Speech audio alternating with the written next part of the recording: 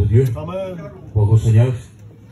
Et je demandais à notre responsable, Tony, de le faire. Et de présenter nos serviteurs. Encore une fois, nous prions, Seigneur. Nous prions pour ton serviteur. Seigneur, tu sais combien nous sommes faibles, fragiles, mais ta parole est puissante. Ton esprit peut convaincre encore ce soir.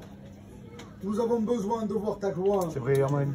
Accorde la révélation de ta parole, parce que c'est la révélation de ta parole qui nous éclaire. Glorifie-toi ce soir, au nom de Jésus. Gloire. Amen.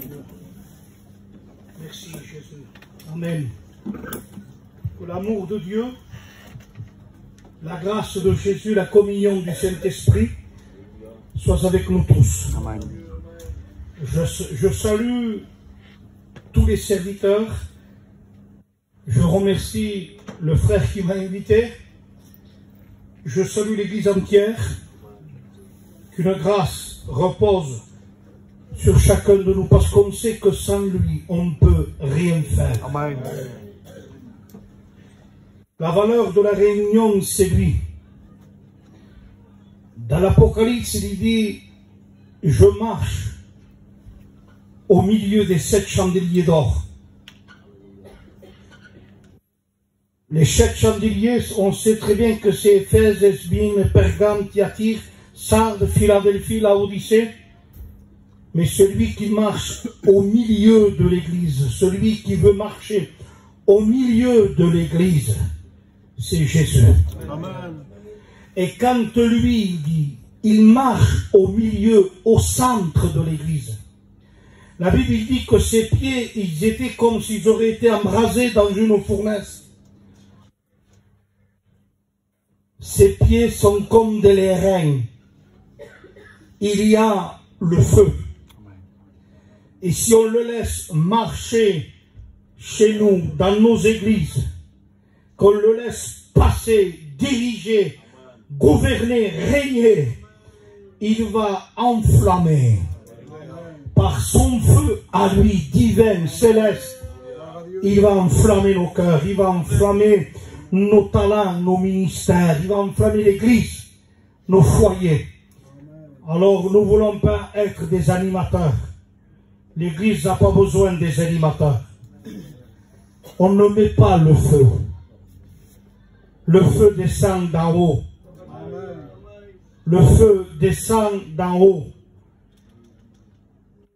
Le feu que Dieu nous donne, ce n'est pas un feu désordonné. C'est un feu contrôlé. C'est un feu contrôlé. Lorsque Moïse se tourna, symbole de son appel, et qu'il voit un buisson en feu, et je me suis tourné pour voir, et la curiosité d'aller le voir. Mais pour quelle raison Moïse, il était habitué de voir dans le désert des buissons secs prendre feu, avec des degrés insupportables. Les buissons prenaient feu. Mais quand Moïse s'est tourné, il a vu quelque chose d'inhabituel. Quelque chose qui n'est pas normal. Parce qu'un feu, quand il brûle un buisson, il le consume. Mais là, c'était un feu contrôlé. Il dit, il y a un feu dans le buisson, mais le buisson ne se consume pas. C'est un buisson, un feu qui est contrôlé. La prophétie, le ministère de prophète, les dons, le parler en langue, tout ce qui est l'image du baptême du Saint-Esprit est contrôlé par la parole. La Bible dit, on ne met pas une lampe sous le boisseau, la lampe qui éclaire enflammée, on la met sur la table.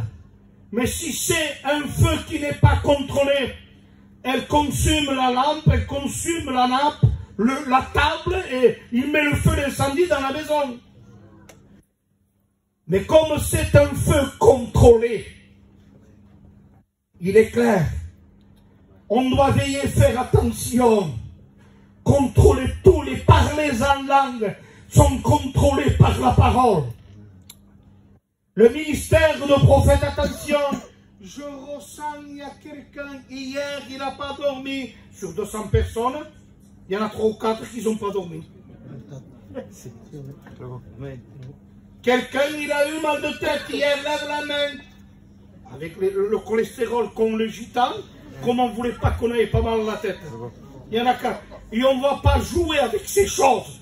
On ne va pas jouer le prophète. On ne va pas jouer, c'est du dérèglement. Le feu que donne la Pentecôte, c'est un feu contrôlé. Et même c'est le Saint-Esprit. Il dit, un bruit vient du ciel. Des langues de feu se posèrent sur chaque tête. Et le texte, il dit, ils ont parlé 15 langues, crétois, grec, hébreu, 15 langues. Les gens qu'ils ont passés, ils ont été étonnés de voir qu'ils parlaient en langue, à leur propre langue. Et qu'est-ce qu'ils ont dit? On les entend dire à notre propre langue des merveilles de Dieu. Amen. Quand on parle en langue, si c'est la diversité, on dit les merveilles. Est-ce que vous savez, quand on parle en langue, on active le sang de la nouvelle alliance. On active l'alliance de la grâce. Il dit, vous, vos enfants auront des songes, vos vieillards. Et il se dit, et vous recevrez le baptême du Saint-Esprit que le Père a promis. Ne vous éloignez pas de Jérusalem jusqu'à temps que vous soyez revêtus de la puissance du Saint-Esprit. Et l'Église d'aujourd'hui, elle a besoin non seulement de manifester les dons de l'Esprit, mais être rempli, baptisé, revêtu dans la personne du Saint-Esprit. On a besoin d'un contact avec l'Esprit. Et on a besoin de laisser l'Esprit agir. Et le texte il dit, quand tous parlèrent en langue, les 120, selon ce que le Saint-Esprit leur donnait de s'exprimer. Je ne suis pas d'accord avec le parler en langue que semblerait des animaux. Le parler en langue n'est pas barbare. Il y a la diversité qui parle aux hommes, il y a le parler mystérieux en langue qui ne parle pas aux hommes, mais qui parle à Dieu. Il s'édifie, il se bâtit, il se fortifie, parce qu'il dit, quand il parle en langue, il dit les merveilles de Dieu. Et la Bible nous dit que le Saint-Esprit nous aide dans nos faiblesses. L'Esprit nous aide dans nos faiblesses, car nous ne savons ce qu'il convient de demander dans nos prières. Parfois devant des situations qui nous dépassent, devant la maladie, devant le problème, avec tout ce qui nous arrive, parfois on se dit, mais qu'est-ce que je fais? Où est Dieu? Comment dois-je prier? Merci pour l'épreuve. Dois-je dire, Seigneur, chasse la tentation? Parfois, nous ne savons ce qu'il convient de demander. Parce que quand on est dans le combat, dans la souffrance, les mots nous manquent. Alors, qu'est-ce qu'on fait? On prie. Seigneur, aide-moi. Seigneur, aide-moi. Je suis incapable devant cette situation. Je suis surmonté par cette situation. Jésus, je t'en supplie. Et tout d'un coup, l'Esprit intercède par des soupirs inexprimables. Et tout d'un coup, tu te mets à prier en langue. Amen. Ça vous est pas arrivé? Priez, priez, priez jusqu'à ce que vous priez. Priez. Et tout d'un coup, tu entends comme un brisement. Tout d'un coup, tu entends des larmes qui viennent, qui coulent, qui ruissellent de ton visage. Et tu te mets à parler en langue. C'est le Saint-Esprit en toi qui vient t'aider dans tes faiblesses. Et lui, quand tu parles en langue, comment il t'aide? Lui, l'Esprit qui connaît Dieu, les profondeurs de Dieu, et qui agit selon Dieu, il te fait parler en langue, une prière qui correspond avec tous tes besoins. Ne vous arrêtez pas de parler en langue, non seulement dans l'église, mais dans votre culte personnel, dans votre piété personnelle. Parlez en langue si vous avez reçu le baptême du Saint-Esprit. Parce que quand on parle en langue, on ne peut pas exprimer.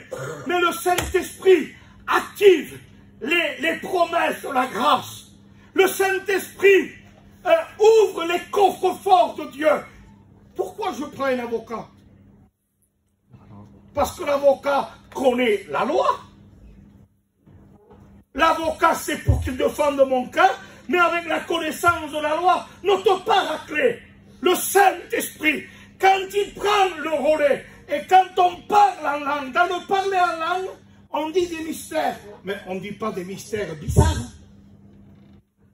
Les mystères qu'on dit sont en rapport avec l'alliance de la nouvelle, de la grâce. Est-ce que vous comprenez? Alors quand tu dis des mystères, ne cherche pas à comprendre, ça va te dépasser. Mais quand tu parles en langue, c'est pour ça que tu t'édifies. Parce que le Saint-Esprit, il te forme des prières qui correspondent à ton besoin. Car nous ne savons ce qu'il convient de demander dans nos prières. Parfois, on ne sait pas comment prier. Mais le Saint-Esprit nous aide. Le Saint-Esprit nous aide. Alors, j'aimerais vous parler du miracle du boiteux placé à la porte du temple. Et rapidement avec vous, j'ai découvert une clé par rapport à Pierre et à Jean. Le miracle se fait toujours au nom de Jésus. Mais vous allez remarquer, alors on fait la lecture pour ceux qui ont la parole de Dieu, Actes chapitre 3.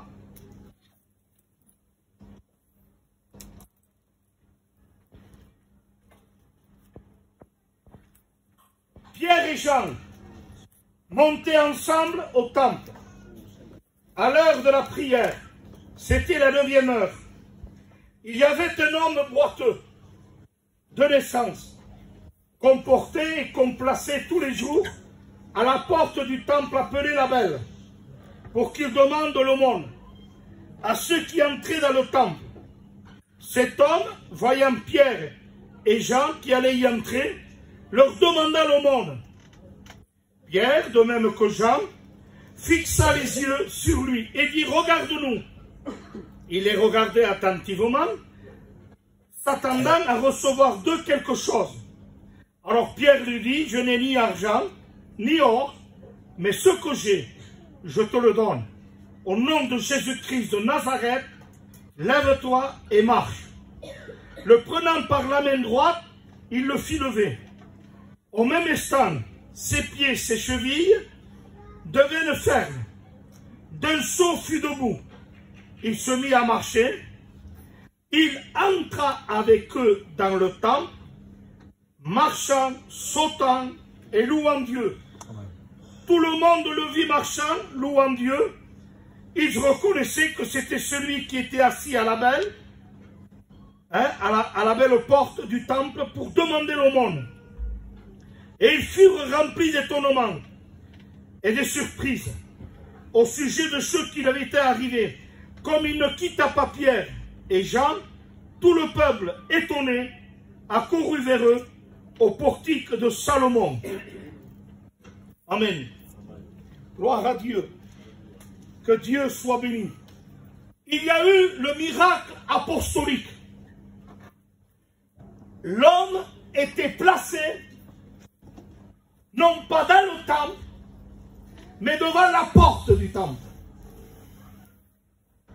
Et cet homme était devant la porte du temple, pas 3 fois par semaine, tous les jours. On plaçait cet homme tous les jours. Certes, cet homme n'était pas fidèle, mais il était porté. Parce qu'il était boiteux. Il y avait un défaut au niveau de ses jambes. C'est qu'il était boiteux. Et boiteux de naissance. Alors peut-être qu'il y a au milieu de nous quelqu'un qui est dans l'église, mais en réalité, il est hors de l'église. Et qu'il aurait le désir de vouloir marcher avec Dieu, se repentir, accepter Dieu, changer de vie. Mais il sent dans sa vie comme une paralysie, un défaut. Il y a de la paralysie, de l'incapacité. Et tu es venu à l'émission, tu as écouté beaucoup de ministères. Mais tu sens que tu ne fais pas un seul pas. Parce qu'il y a une paralysie au niveau de tes jambes. Et il y a un défaut, c'est que tu es peut-être, non pas physiquement, mais spirituellement, tu es boiteux. Mais le texte nous dit que lorsque Jean et Pierre ont rentré, l'ont regardé dans les yeux, lui demandait l'aumône. Pierre et Jean apportaient quelque chose de meilleur que l'aumône. Parce que l'église aujourd'hui, c'est plus qu'une association qui peut aider quelqu'un avec un secours populaire. Il demande l'aumône. L'église, elle n'apporte pas des secours humains seulement, mais le but de l'église, c'est d'apporter Jésus. Amen. Nous n'avons ni or ni argent à te donner, mais ce que j'ai. On ne peut pas donner ce qu'on n'a pas. Mais ce que j'ai, l'église et les serviteurs ont Jésus. Ce soir, nous avons mieux que des, je ne sais pas quoi, que des secours, des associations, des moyens pour aider. On a plus que ça, l'église. On a Jésus. Amen. On a Jésus. Et on est capable ce soir, pour le toxicomane, pour le malheureux, pour celui qui est paralysé, pour celui que son foyer est détruit, pour celui qui veut mettre fin à ses jours, pour celui qui sent qu'il est comme englouti dans un gouffre, qui s'enfonce dans le sable mouvant, qui se dit je m'en sortirai pas. Eh bien nous, avec l'église, nous avons un message pour toi. Ce message, c'est je n'ai ni or ni argent à te donner, mais ce que j'ai, je te le donne. Au nom de Jésus-Christ de Nazareth, sois libre, sois guéri, sois sauvé, sois réconcilié.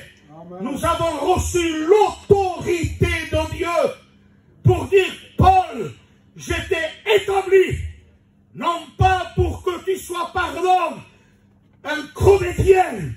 Je t'ai choisi pas pour que tu sois un clown, mais pour que tu sois ministre de l'évangile, afin que tu leur ouvres les yeux et qu'il passe de la mort à la vie, des ténèbres à la lumière, de la puissance de Satan à Dieu.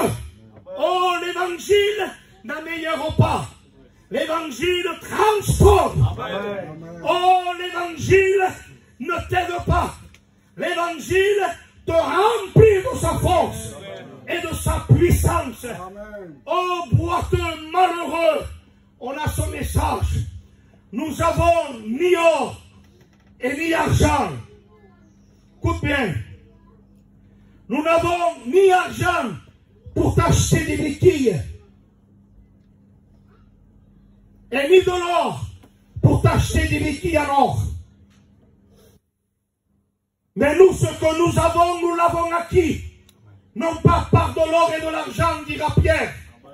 1 Pierre chapitre 1 verset 18.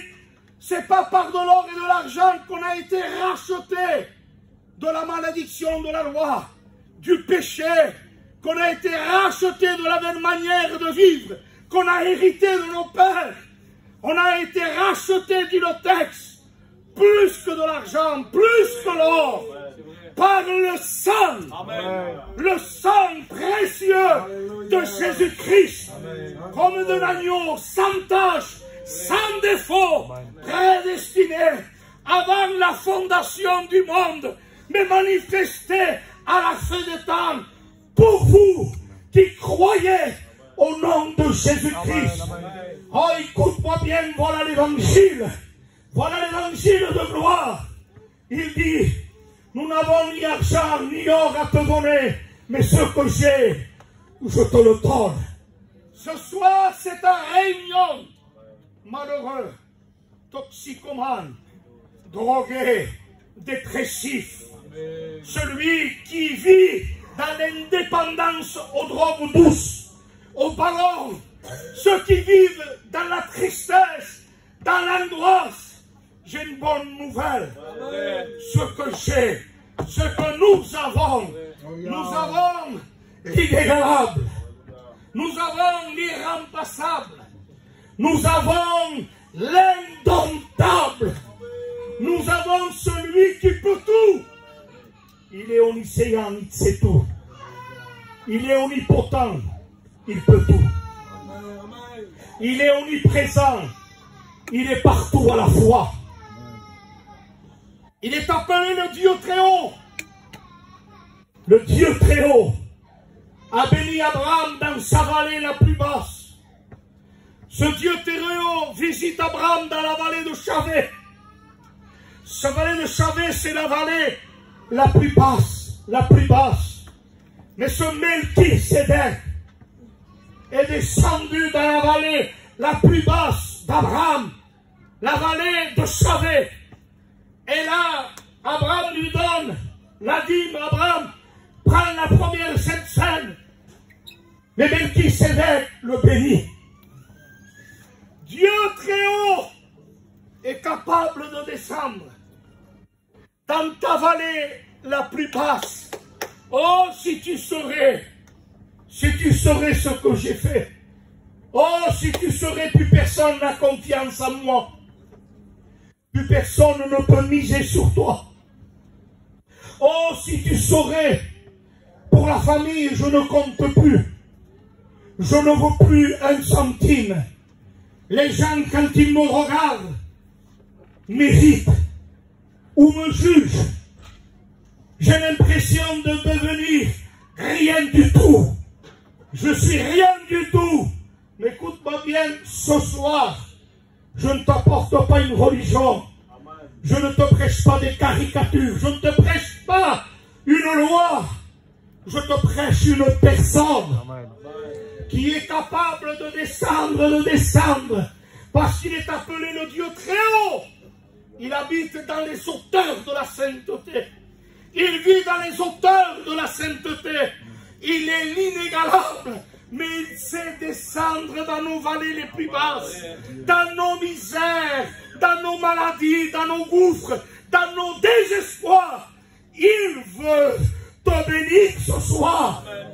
Il veut te bénir dans ta dépression. Il veut te relever dans ta misère. C'est le nom de Jésus-Christ.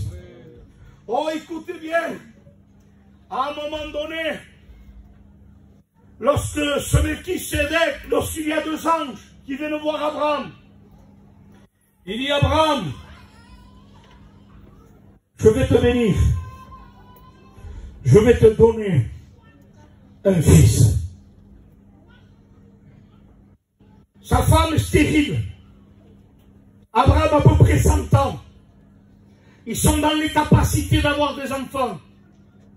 Mais il est le Dieu de la fécondité. Parce que Dieu dit dès la création: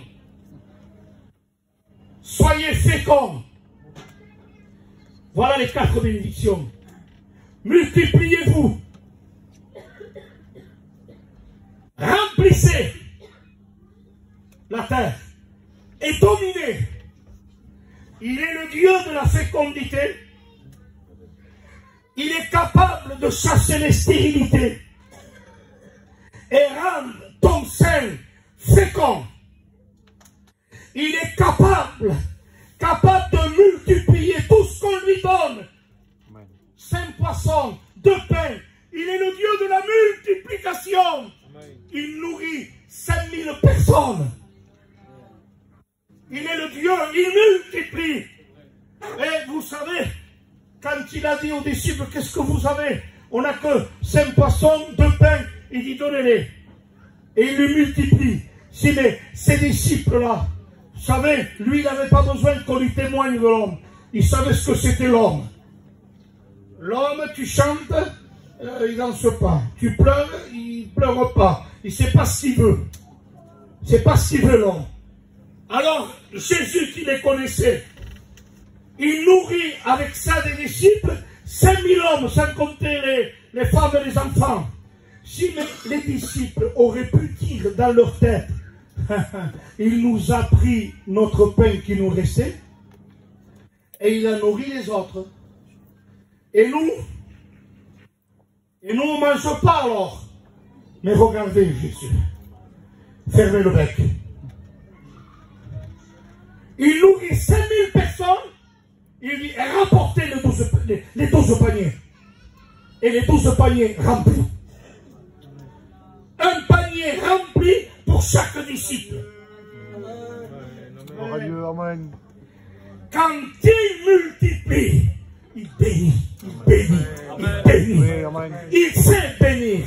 Alors écoutez-moi bien, quand tu lui donnes ta jeunesse, il multiplie la jeunesse, il te garde jeune. Et si tu as 70 ans, il te rajeunit comme l'aigle. J'ai donné ma jeunesse à Dieu. J'ai l'intérieur qui ne vieillit pas.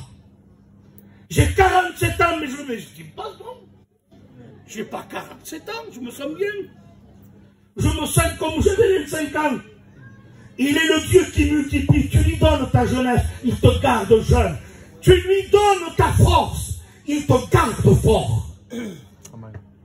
Tout ce que tu lui donnes, il le bénit, il le multiplie. Donnez à Dieu, vous allez voir comment ça va fleurir. Il y a beaucoup de chrétiens qui ne donnent pas la dîme, c'est pour ça qu'ils deviennent pauvres. Mais ceux qui donnent, Dieu multiplie. Ceux qui donnent, car celui qui donne peu moissonne peu. Celui qui sème beaucoup, moissonne beaucoup.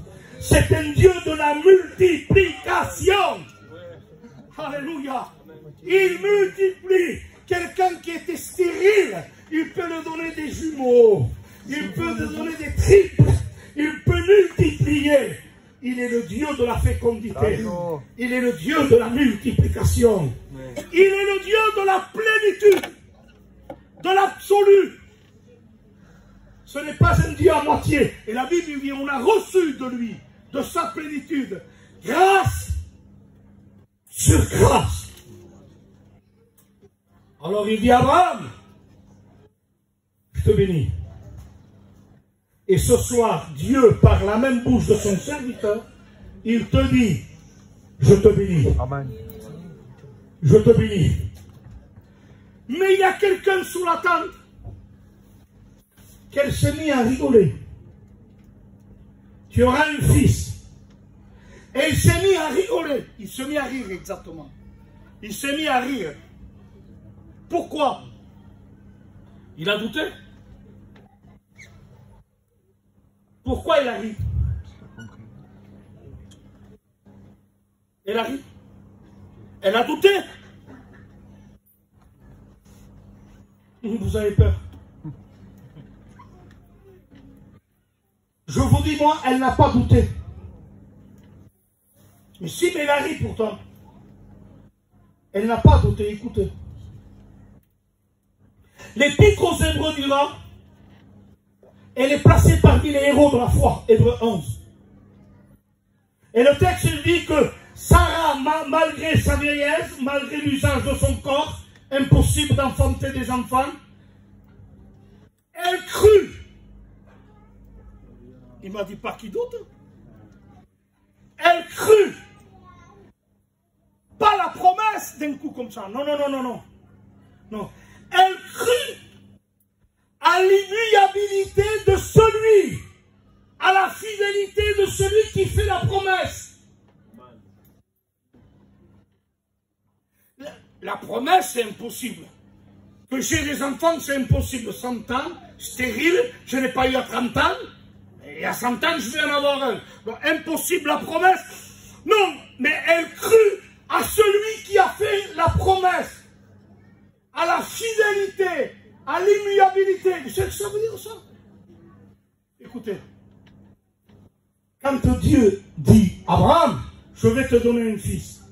Elle raisonne. Voilà pourquoi elle n'a pas douté. Elle raisonne.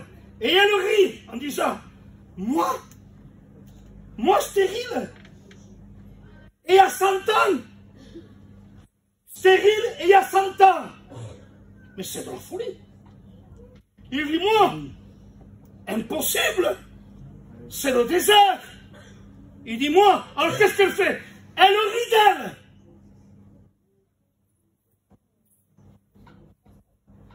Mais au fond, il y a comme un déclic en Sarah. Elle rit sur elle. Mais elle dit, heureusement que l'Épître aux Hébreux nous le révèle. Mais elle dit, oui mais quand même, si moi je suis incapable, que j'ai ri, parce que moi je suis incapable d'enfanter, parce que moi je suis stérile et vieille, alors moi je suis incapable, si mais quand lui dit quelque chose, Soit Dieu. Alléluia. quand lui dit quelque chose, elle crut, elle rit de sa stérilité, de sa paralysie. Ris encore, t'as raison. Ris, et c'est pour ça que Dieu lui a dit, t'as ri. J'approuve ça. Tu appelleras le petit ri.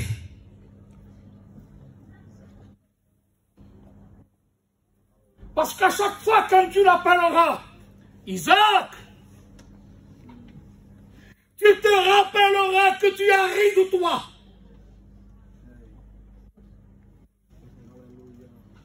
Isaac, bébé ninja, viens manger. J'étais stérile. J'étais incapable. Adieu. La bénédiction, Isaac. Isaac, la consolation. Isaac, la joie. Isaac, la promesse. Amen. Isaac, le salut. Et quand on appelle Isaac, rappelle-toi que ce que tu as, ça ne sort pas de toi. Amen. Rappelle-toi, Rive, tu as été incapable, tu as été paralysé, mais que tu as cru à celui qui est fidèle quand il promet. Alors écoute-moi bien, ris de toi, ris de ta paralysie, ris de ton incapacité, mais quand lui te dit, je vais te bénir. Gloire à Dieu. Je vais te bénir. Il le fait. Amen. Alléluia. Gloria. Alléluia. Il dit, Abraham, je te le jure par moi-même, Abraham. Quand Dieu dit quelque chose, l'Épître aux Hébreux dira, il ne pouvait pas jurer par quelqu'un de plus grand, parce que qui est plus grand que lui? Amen. Qui tu veux que je jure? Nous, dans le monde, on dit, ne jurez pas parce que la Bible ne donne pas l'accord. Ni par le ciel, c'est son trône, ni par une tête, tu ne peux pas rendre un cheveu blanc s'il est noir. Ne jure pas. Quand tu dis oui, mais que ce soit oui. Même pas. Quand tu dis non, mais que ce soit non. Que ton non soit non, que ton oui soit oui. Mais lui, qui me dit à moi, ne jure pas. On est d'accord? Lui, il me dit à moi, joue l'espace. Tellement que la foi d'Abraham, qui dit que Dieu est capable, que Dieu, tout est possible à Dieu, l'a touché. A touché le cœur de Dieu. Il dit, Abraham, je te le jure, par moi-même. Par moi-même. Je te le promets, Abraham. Jure pas. Il intervient par un serment, dirait l'Épître aux Hébreux. Il dit, Abraham, et attends, je vais te donner la mesure de la bénédiction. Abraham, parce que la bénédiction correspond avec une attitude. Abraham, lève la tête. Amen. Abraham, lève la tête. Tu as trop la tête, tes yeux sur les problèmes. Et ta bénédiction, elle va descendre d'où? Jacques 1,16, ne vous y trompez pas. Toute grâce excellente, tout cadeau parfait, descend d'en haut du Père des Lumières, chez lequel il n'y a ni changement et ni ombre de variation. Alors il dit, ça vient d'en haut la grâce excellente. Les grâces saintes, comme dit les actes, les grâces saintes et les saintes, la grâce. Oh, la grâce nous rend légers. Non, la grâce te pousse à la sainteté. Tite 1,10, car la grâce de Dieu, source de salut, elle a été manifestée pour tous les hommes. Mais ce n'est pas que la source du salut. La grâce, elle nous enseigne à renoncer à l'impiété et à vivre dans le siècle présent selon la justice, selon la vérité, selon l'amour de Dieu. Alléluia. 1 Timothée chapitre 2. Fortifie-toi dans la grâce. Jude, il y en a qui changent la grâce de Dieu en des règlements. Hébreux chapitre 12, il dira qu'aucun de vous ne se prive de la grâce de Dieu. Et qu'est-ce que c'est la grâce et le don de Dieu? C'est ta vraie sainteté. C'est ton vrai vêtement de justice. La grâce est supérieure à la loi. Parce que la loi te dit, tu veux ça? Écoutez, écoutez. La loi dit, repens-toi et je te bénis. Contrôlez-moi, tenez, les frères, contrôlez-moi. La loi, repens-toi et je te bénis. Mais la grâce, écoutez, la tristesse selon Dieu,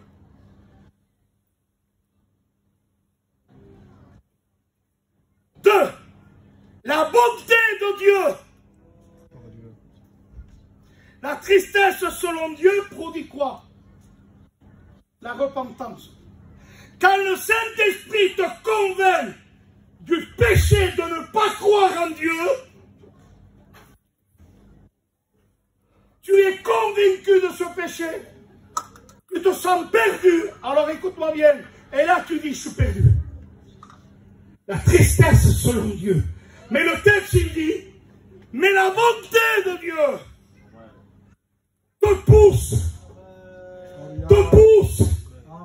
Amen, gloire à Dieu.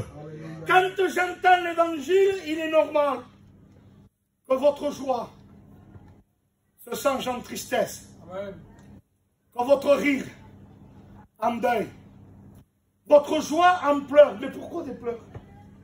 Pourquoi des pleurs? Parce que la vraie repentance, vous savez ce que c'est? Quand tu vas dans une salle de naissance, une maternité,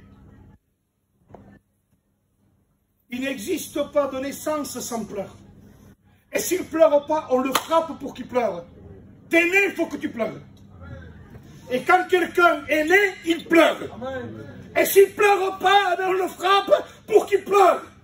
Parce que les pleurs, c'est le signe de la naissance. Pleurez. Que vos rires se changent en larmes. C'est les larmes de la nouvelle naissance. De la nouvelle naissance. Quelqu'un qui se repent de ses péchés. Parce que j'ai offensé Dieu. Je me repens, je crois. Je me convertis, écoutez-moi bien. Et quand il sent que le rire se change en larmes, la joie en tristesse, et je suis perdu. Je suis perdu. Et tout d'un coup, il attend, oui, mais il y a quelqu'un qui t'aime. Celui qui convainc de péché, comment il s'appelle? Consolateur. Celui qui lui a dit, t'es perdu, repens-toi, il redevient le consolateur. Parce que qui peut consoler quelqu'un que le Saint-Esprit convainc? Qui peut consoler quelqu'un que le Saint-Esprit a convaincu? Je suis perdu, je suis perdu. Ça s'embatte. je le sens pas, moi. J'ai trop fait du mal. J'ai trop fait du mal, moi. Et un peu de Saint-Esprit m'a convaincu que je suis perdu. Qui peut me consoler? Le même esprit qui l'a convaincu s'appelle le Consolateur. Qu'est-ce qu'il lui dit? L'esprit lui dit, tu es perdu. L'esprit lui dit, ne reste pas dans cet état. Tu es perdu. Le même esprit, il lui dit, regarde le sang. Regarde le sang de la nouvelle alliance. Le sang peut te purifier. Le sang peut te laver. Comment le Saint-Esprit console un pécheur qui pleure, un pécheur qui se repent? Il lui montre le sang. Amen. Le sang de la nouvelle alliance. Le sang de la grâce. Et sans effusion de sang, 1000 prédications, il n'y a rien. Une goutte du sang de Jésus. 1000 démons tremblent. Une goutte du sang de Jésus. Il n'y a pas un péché civil, un péché si sale, un péché si noir qu'il ne puisse laver, purifier. Et s'il résiste, il l'extirpe. Il l'extirpe. Il enlève le péché à celui qui nous aime et qui nous a délivrés de nos péchés par son sang. Voilà l'évangile. Tu veux quelque chose de nouveau, va ailleurs. On ne changera pas le message. Ce que nous avons, ni or ni argent, il dit, mais nous avons le Fils du Dieu vivant. Alléluia. Le temps me manquerait, après ce qu'on viendrait, pour parler sur le sang. Amen. Qui désarme les démons. Le sang de l'agneau. Si moi je fais ça, que je me taille, et que je mets du sang sur le beau t-shirt du petit, mon sang va le tacher. Il y aura des taches. Parce que mon sang tâche. Lui, Jésus, son sang, il détache. Amen. Sois Dieu. Il détache son sang. Quel sang prédestiné avant la fondation du... Il n'a jamais péché. Jamais, jamais, jamais péché. Pas une mauvaise pensée, pas une mauvaise parole. Depuis qu'il est né, c'est un bébé, non? Regardez déjà son message. Le Saint-Enfant qui naîtra de toi. Le Saint-Enfant. Il est saint. Alléluia. Gloire à Dieu. Il est saint. Amen. Et jusqu'à la croix, jusqu'à 33 ans, il est resté saint. Amen. Il est resté saint. Et quand il est mort, quand il fut enseveli, Satan, la mort, voulait le tenir. Oh, il est mort, je le tiens. Il est mort. Et Satan, tiens-le, hein, à la mort, la reine de l'épouvante. T'es la patronne, toi, tiens-le, hein. Oui, mais un jour, j'arrive. J'arrive.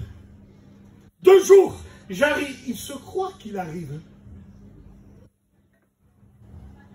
Mais il ne pouvait pas le tenir. Tel est l'ordre que j'ai reçu de mon Père. J'ai le pouvoir de donner ma vie et j'ai le pouvoir de la reprendre. Amen. Amen. Mais il faut qu'il se soumette aux Écritures. Il fallait que je le mette et que le 3e jour, j'attends le 3e jour.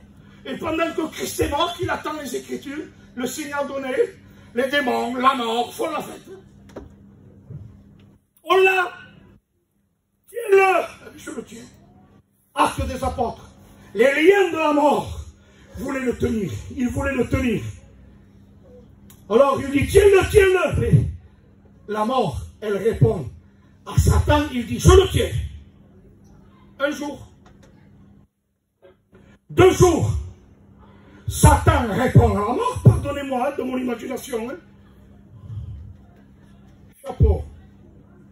C'est vrai que tu es la reine de l'épouvante. Tiens-le, tiens-le. De toute façon, hein, tout ce que j'ai pris dans mon sein ne se sont pas en sortis. C'est vrai, tiens-le. 2 jours. 3 jours.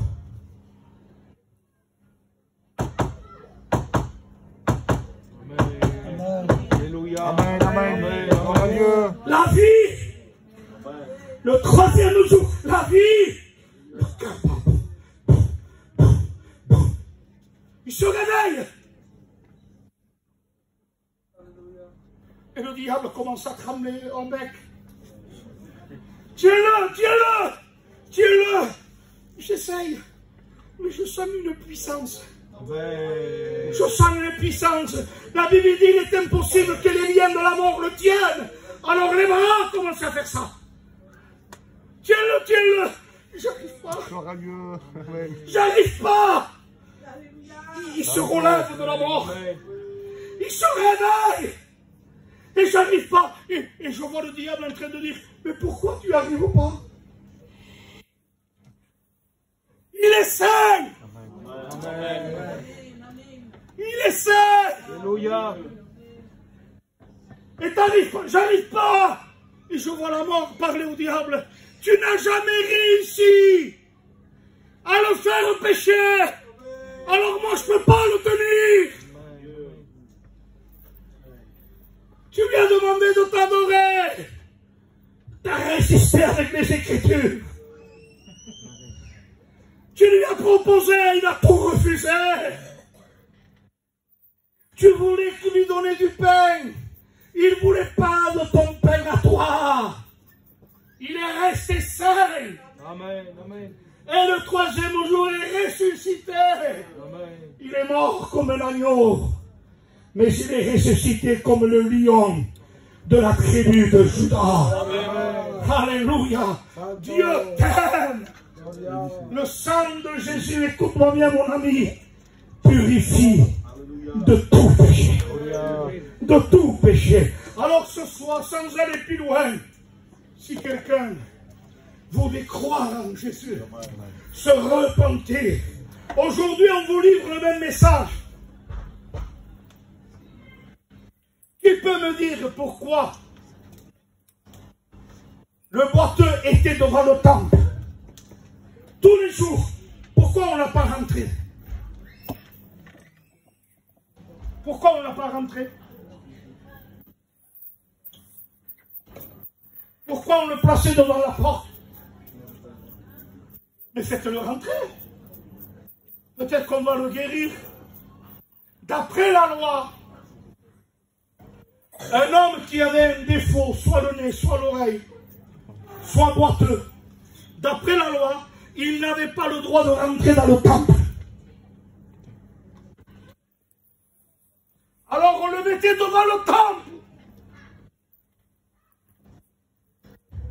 Oui, mais Pierre et Jean, les messagers de la grâce, quand ils sont venus, la loi l'a cloué devant la porte. La grâce l'a fait rentrer dans le temple. Alléluia. Je n'ai ni argent ni or, mais ce que je vais te le donner maintenant, au nom de Jésus-Christ de Nazareth, lève-toi. Il le prend par la main, il met fin au temple. C'est plus la loi qui te condamne, qui t'empêche. C'est plus la loi qui te dit, t'as ce défaut, t'as ce défaut. C'est la grâce qui lave ton défaut, qui purifie ton péché. Il se leva, ses chevilles deviennent fermes, d'un son fut debout, et le texte il dit, et il rentre avec eux, la loi ne le retient plus. Et il rentra dans le temple, il sauta et loua Dieu. Que Dieu te bénisse. Dieu veut te faire rentrer dans l'église, mais par la nouvelle naissance, par une vraie repentance. Ne regarde pas les hommes, la loi, ils te laisseront hors du temple, mais Jésus te fera rentrer, non simplement dans le temple, mais là-haut. Là-haut. Que Dieu vous bénisse. Nous baissons les têtes. On va demander la grâce du Seigneur si un frère joyeux cantique, amen.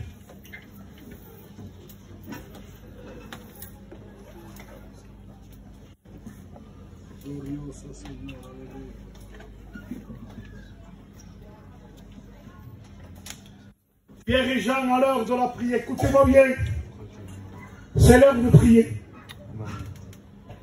Frères et sœurs, c'est l'heure de prier maintenant. Parce qu'il faut que des boiteux rentrent dans le temple.